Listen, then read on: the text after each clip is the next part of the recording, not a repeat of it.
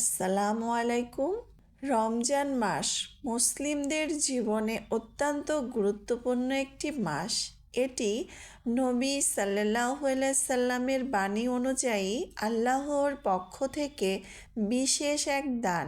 রমজানে রোজা রাখা একটি ইবাদত, যার মাধ্যমে মুসলিমরা নিজেদের আর্থিক ও শারীরিক উন্নতি সাধন করে থাকেন।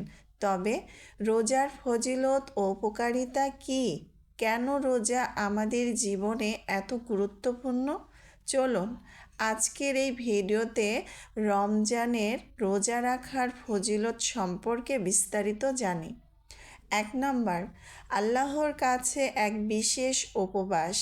রমজান মাস রোজা রাখার মাধ্যমে মুসলমানেরা শুধু খাবার ও পানীয় থেকে বিরত থাকে না, বরং তাদের সব ধরনের পাপ এবং খারাপ কাজ থেকে দূরে থাকার চেষ্টা করে। এটা একজন মুসলমানের আল্লাহর প্রতি শ্রদ্ধা ও অনুগত প্রকাশের একটি উপায়। রোজা একদিকে যেমন আত্মশুদ্ধির পথ, তেমনি অন্যদিকে তা আল্লাহর কাছে এক বিশেষ ইবাদত।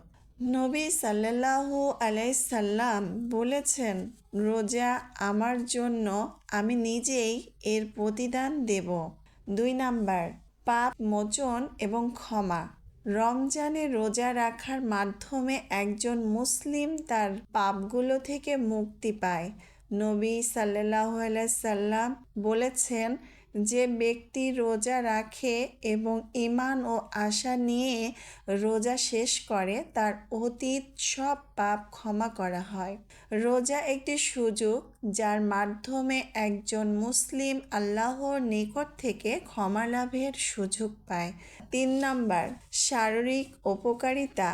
রোজা শুধু ধর্মীয় কাজই নয়, এটি শারীরিকভাবে উপকারীও। নিয়মিত রোজা রাখলে শরীরের অপ্রয়োজনীয় টক্সিন বের হয়ে যায় এবং হজমের প্রক্রিয়া উন্নত হয়। রোজা রাখার ফলে শরীরের মেটাবলিজম রেট উন্নত হয় এবং এক ধরনের শুদ্ধিকরণ প্রক্রিয়া চলে যায়। দীর্ঘমেয়াদী স্বাস্থ্য উপকার আসে, এটি মেদ কমানোর জন্যও কিন্তু সহায়ক। 4 নম্বর, দান ও সদাকা করার সুযোগ। রমজানে দান সদাকার প্রতি এক বিশেষ উৎসাহ থাকে। রোজার সময় মুসলমানেরা তাদের অন্যের সাদৃশ্য অনুধাবন করে এবং এর মাধ্যমে তারা তাদের দরিদ্র অনুভব করে। ফলে তারা আরও বেশি দান সদাকা করে গরিবদের সাহায্য করার চেষ্টা করে। এর ফলে সমাজে সৌন্দর্য, সাম্য প্রতিষ্ঠা পায়। নবী সাল্লাল্লাহু আলাইহি সাল্লাম বলেছেন, রমজান মাসে সদাকা আরও উত্তম। 5 নম্বর, ধৈর্য ও আত্মসংযম। রোজা রাখার মাধ্যমে একজন মুসলিম নিজেকে ধৈর্যশীল ও আত্মসংযমী করতে সক্ষম হয়। দিনের বেলা খাবার ও পানীয় থেকে বিরত থাকা একজন মুসলমানকে তার ইচ্ছা শক্তি নিয়ন্ত্রণ করা শিক্ষা দেয়। এই আত্মসংযম জীবনে অন্যান্য ক্ষেত্রে, যেমন পারিবারিক সম্পর্ক, কর্মজীবন এবং ধর্মীয় ইবাদতেও সাহায্য করে। 6 নম্বর, আর্থিক উন্নতি, আল্লাহর নিকট নৈকট্য।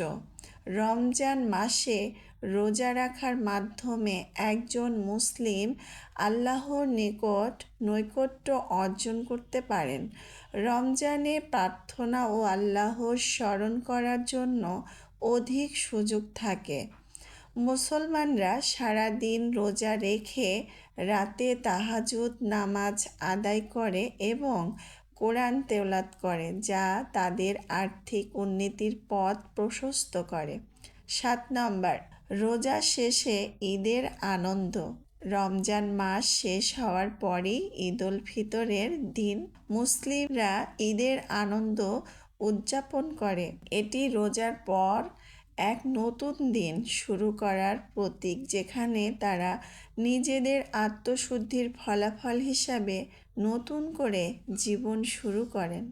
রমজানে রোজা রাখার মাধ্যমে মুসলিমরা শুধু আল্লাহর কাছে থেকে সওয়াব ক্ষমা লাভ করেন না, বরং তারা তাদের জীবনে শারীরিক, মানসিক এবং আর্থিক উন্নতি ঘটায়। রোজা রাখা কেবল খাবার ও পানীয় থেকে বিরত থাকার বিষয় নয়, বরং এটি এক ধার্মিক, মানবিক এবং সামাজিক পরিবর্তনের মাধ্যমে পুরো জীবনকে সুন্দর করতে সাহায্য করে।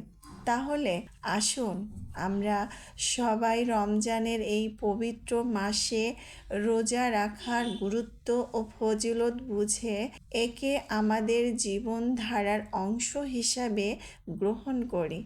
আল্লাহ আমাদের সকলকে সঠিকভাবে রোজা রাখার তৌফিক দান করুন। আমিন।